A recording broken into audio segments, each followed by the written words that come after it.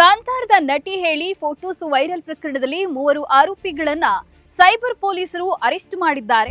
ಆಗಿನಿಂದ deep fake videos ಅನ್ನ ಮಾಡ್ತಾ ಇದ್ದ ಈ ಆರೋಪಿ ಒಬ್ಬೊಬ್ಬರ ಹಿನ್ನೆಲೆಯನ್ನು ಕೆದಕ್ತಾ ಹೋದಂತಹ ಸಂದರ್ಭದಲ್ಲಿ ಒಂದೊಂದೇ ವಿಚಾರಗಳು ಹೊರಬರ್ತಾ ಇವೆ. ಈತ ವೃತ್ತಿಯಲ್ಲಿ ಸಾಫ್ಟ್ವೇರ್ ಎಂಜಿನಿಯರ್ ಆಗಿದ್ದು ವರ್ಷಕ್ಕೆ 20 ಲಕ್ಷ ರೂಪಾಯಿ ಕೈತುಂಬ ಸಂಬಳ ಪಡೆಯುತ್ತಿದ್ದ ಎಂದು ತಿಳಿದು ಬಂದಿದೆ. ತಾವು ಸೋಷಿಯಲ್ ಮೀಡಿಯಾದಲ್ಲಿ ಫೇಮಸ್ ಆಗುವುದಕ್ಕೆ ಹೋಗಿ ಈ ಮೂವರು ಆರೋಪಿಗಳು ಈಗ ಪೊಲೀಸರ ಅತಿಥಿಗಳಾಗಿದ್ದಾರೆ. ಬಾಸ್ ಟಿವಿ ಸ್ಪೆಷಲ್ಗೆ ಸ್ವಾಗತ. ನಾನು ಸೀಮಾ ಬಂಗಾರಪ್ಪ.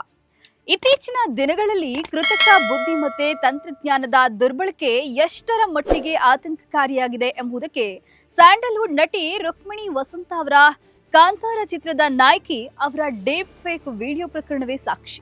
ನಟಿಯ ಮುಖವನ್ನ ಅಶ್ಲೀಲ ವಿಡಿಯೋವೊಂದಕ್ಕೆ ಎಡಿಟ್ ಮಾಡಿ ಸೋಷಿಯಲ್ ಮೀಡಿಯಾದಲ್ಲಿ ವೈರಲ್ ಮಾಡಲಾಗಿತ್ತು. ಇದು ನಟಿಯ ಗಮನಕ್ಕೆ ಬರ್ತಿದ್ದಂತೆ ಅವರು ಸೈಬರ್ ಪೊಲೀಸರಿಗೆ ದೂರು ನೀಡುವ ಮೂಲಕ ಕಾನೂನು ಸಮರವನ್ನ ಸಾರಿದ್ರು. ಕಾಂತಾರದ ನಟಿ ಹೇಳಿ ಫೋಟೋಸ್ ವೈರಲ್ ಪ್ರಕರಣದಲ್ಲಿ ಮೂವರು ಆರೋಪಿಗಳನ್ನ ಸೈಬರ್ ಪೊಲೀಸರು ಅರೆಸ್ಟ್ ಮಾಡಿದ್ದಾರೆ. ಈಗ ಆರೋಪಿಗಳ ಹಿನ್ನೆಲೆಯನ್ನ ಕೆದಕುವಂತ ಕೆಲಸವನ್ನ ಪೊಲೀಸರು ಮಾಡಿದ್ದಾರೆ. ಬಿಎಸ್ಸಿ ನರ್ಸಿಂಗ್ ಓದ್ತಾ ಇದ್ದಂತಹ ಬಂಧಿತ ಆರೋಪಿ ರವಿಕುಮಾರ್ ತನ್ನದೇ ಯೂಟ್ಯೂಬ್ ಚಾನೆಲ್ ಒಂದನ್ನ ರನ್ ಮಾಡ್ತಾ ಇದ್ದ. ಕೆಲವು ದಿನಗಳ ಹಿಂದೆ ಯೂಟ್ಯೂಬ್ ನಿಂದ ಕೂಡ ಹಣವನ್ನ ಪಡೆದುಕೊಂಡಿದ್ದ ಅನ್ನುವಂತಹ ಮಾಹಿತಿ ಇದೆ. ಆಗಿನಿಂದ ಡೀಪ್ ಫೇಕ್ ವಿಡಿಯೋಸ್ ಅನ್ನ ಮಾಡ್ತಾ ಇದ್ದ ಈ ಆರೋಪಿ ಇವಾಗ ರುಕ್ಮಿಣಿ ವಸಂತ ಅವರ ಫೋಟೋ ವೈರಲ್ ಆಯಿತು. ಅದು ಅವರ ಗಮನಕ್ಕೆ ಬಂತು. ಹಾಗಾಗಿ ಅವರು ಕಾನೂನು ಸಮರವನ್ನ ಸಾರಿದ್ರು. ಮೂವರನ್ನ ಅರೆಸ್ಟ್ ಮಾಡಿದ್ರು. ಅದರಲ್ಲಿ ಬಿಎಸ್ಸಿ ವಿದ್ಯಾರ್ಥಿ ಒಬ್ಬ ಇದ್ದಾನೆ ಅನ್ನುವಂತಹ ಮಾಹಿತಿ ತಿಳಿದು ಬಂದಿದೆ. ಆತ ಓದಿನ ಜೊತೆಗೆ ಒಂದು ಯೂಟ್ಯೂಬ್ ಚಾನೆಲ್ ಅನ್ನು ಕೂಡ ನಡೆಸ್ತಾ ಇದ್ದ ಅನ್ನೋದು ಕೂಡ ಗೊತ್ತಾಗಿದೆ. ಈಗ ಆತ ಕೂಡ ಈ ಕೃತ್ಯದಲ್ಲಿ ಭಾಗಿಯಾಗಿದ್ದಾನೆ ಅನ್ನೋದು ಕೂಡ ಕನ್ಫರ್ಮ್ ಆಗಿದೆ. ಒಬ್ಬೊಬ್ಬರ ಹಿನ್ನೆಲೆಯನ್ನು ಕೆದಕ್ತಾ ಹೋದಂತಹ ಸಂದರ್ಭದಲ್ಲಿ ಒಂದೊಂದೇ ವಿಚಾರಗಳು ಹೊರಬರ್ತಾ ಇವೆ. ಒಬ್ಬೊಬ್ಬರದು ಒಂದೊಂದು ಕತೆ ಅನ್ನೋ ಹಾಗೆ ಎಲ್ಲಾ ವಿಚಾರವೂ ಕೂಡ ಹೊರಗೆ ಬರ್ತಾ ಇದೆ. ಆರೋಪಿ ರವಿಕುಮಾರ್ ಈತ ಇನ್ನು ವಿದ್ಯಾರ್ಥಿ ಆಗಿದ್ದು ಬಿಎಸ್ಸಿ ನರ್ಸಿಂಗ್ ಅನ್ನ ಓದ್ತಾ ಇದ್ದಾನೆ. ಓದಿನ ಜೊತೆಗೆ ತನ್ನದೇ ಆದಂತಹ ಒಂದು ಯೂಟ್ಯೂಬ್ ಚಾನೆಲ್ ಅನ್ನ ನಡೆಸ್ತಾ ಇದ್ದ. ಇತ್ತೀಚೆಗಷ್ಟೇ ಯೂಟ್ಯೂಬ್ ನಿಂದ ಈತನಿಗೆ ಹಣ ಕೂಡ ಬರಲು ಪ್ರಾರಂಭವಾಗಿತ್ತು.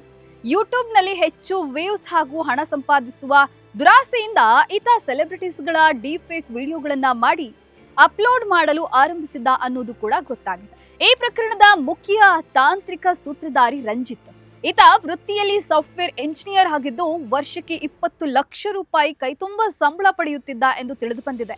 ಪೊಲೀಸರ ವಿಚಾರಣೆ ವೇಳೆ ಈತ ನೀಡಿದ ಹೇಳಿಕೆಯೂ ಕೂಡ ಸಾಕಷ್ಟು ಆಘಾತಕಾರಿಯಾಗಿದೆ. ಈತ ಕೇವಲ ಫನ್ಗಾಗಿ ವಿಡಿಯೋಸ್ ಮಾಡ್ತಿದ್ದೆ ಅಂತ ಹೇಳಿ ತನ್ನ ತಪ್ಪನ್ನ ಒಪ್ಕೊಂಡಿದ್ದಾನೆ ಪೊಲೀಸರ ಎದುರು. ನೋಡಿ, ರಂಜಿತ್ನ ಕತೆ ಇದು. ಸಾಫ್ಟ್ವೇರ್ ಎಂಜಿನಿಯರ್, ಕೈ ತುಂಬ ಸಂಬಳ ತರ್ತಾ ಇದ್ದ, ಒಳ್ಳೆ ಪೊಸಿಷನ್ ಅಲ್ಲಿ ಇದ್ದ. ಅವನಿಗಿದ್ದಂತಹ ಒಂದು ಹ್ಯಾಬಿಟ್ ಇಂದು ಪೊಲೀಸರ ಅತಿಥಿಯಾಗುವಂತೆ ಮಾಡಿದೆ.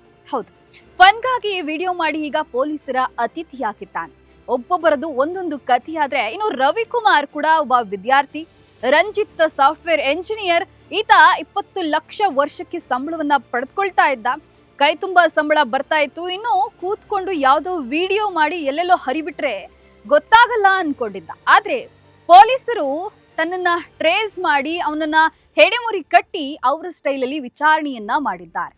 ಇನ್ನು ಎರಡನೇ ಆರೋಪಿ ಚಂದ್ರಕಾಂತ್. ಇವನು ವೃತ್ತಿಯಲ್ಲಿ ಚಾರ್ಟೆಡ್ ಅಕೌಂಟೆಂಟ್ ಆಗಿ ಕೆಲಸ ಮಾಡ್ತಾ ಇದ್ದ. ಈತನಿಗೂ ಕೂಡ ಸಮಾಜದಲ್ಲಿ ಒಳ್ಳೆಯ ಸ್ಥಾನ ಹಾಗೂ ಉತ್ತಮ ಆದಾಯ ಕೂಡ ಇತ್ತು. ಆದ್ರೆ ಕೇವಲ ವಿಕೃತ ಆನಂದ ಪಡೋದಿಕ್ಕೆ ವಿಕೃತ ಮನಸ್ಸಿನಿಂದ ಹೋಗಿ ಈ ರೀತಿಯಾದಂತಹ ಕೆಲಸಗಳನ್ನ ಮಾಡಿ ಪೊಲೀಸರ ಕೈಯಲ್ಲಿ ಸೆರೆಯಾಗಿದ್ದಾನೆ.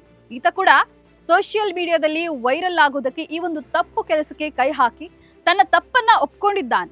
ವಿದ್ಯಾವಂತರಾಗಿ ಸಮಾಜದಲ್ಲಿ ಗೌರವಾನ್ವಿತ ಹುದ್ದೆಯಲ್ಲಿದ್ರೂ ಕೂಡ ಕೇವಲ ಕ್ಷಣಿಕ ಮಜಾ ಮತ್ತು ತಮ್ಮ ಖುಷಿಗಾಗಿ ತಾವು ಸೋಷಿಯಲ್ ಮೀಡಿಯಾದಲ್ಲಿ ಫೇಮಸ್ ಆಗುವುದಕ್ಕೆ ಹೋಗಿ ಈ ಮೂವರು ಆರೋಪಿಗಳು ಈಗ ಪೊಲೀಸರ ಅತಿಥಿಗಳಾಗಿದ್ದಾರೆ. ನಟಿಯೊಬ್ಬರ ತೇಜೋವಧೆ ಮಾಡಲು ಹೊರಟ ಈ ಮೂವರು ಆರೋಪಿಗಳು ಇಂದು ತಮ್ಮದೇ ವಿಕೃತ ಚಿಟದಿಂದ ಇರುವೆ ಬಿಟ್ಕೊಂಡು ಪೊಲೀಸ್ ಸ್ಟೇಷನ್ ಅಲ್ಲಿ ಕೊಳೆಯುವಂತಾಗಿದೆ. ಈ ಪ್ರಕರಣ ಇಂದಿನ ಯುವ ಪೀಳಿಗೆಗಳಿಗೆ ಮತ್ತು ಎಐ ದುರ್ಬಳಕೆ ಮಾಡಿಕೊಳ್ಳುವವರಿಗೆ ಒಂದು ಎಚ್ಚರಿಕೆಯ ಗಂಟಿಯಾಗಿದೆ. ನೋಡ್ತಾ ಇರಿ ಬಾಸ್ ಟಿವಿ ಕನ್ನಡ. ಲೇಟೆಸ್ಟ್ ಹಾಗೂ ಇಂಟ್ರೆಸ್ಟಿಂಗ್ ಸುದ್ದಿಗಳಿಗಾಗಿ ಬಾಸ್ ಟಿವಿ ಕನ್ನಡ ಚಾನೆಲ್ನ ಸಬ್ಸ್ಕ್ರೈಬ್ ಮಾಡಿ. ಹಾಗೆಯೇ ಬೆಲ್ ಐಕಾನ್ ಪ್ರೆಸ್ ಮಾಡಿ. ಇದರ ಜೊತೆಗೆ ಫೇಸ್ಬುಕ್, ಇನ್ಸ್ಟಾಗ್ರಾಮ್, ಎಕ್ಸ್ ನಲ್ಲೂ ಮಿಸ್ ಮಾಡದೆ ಫಾಲೋ ಮಾಡಿ.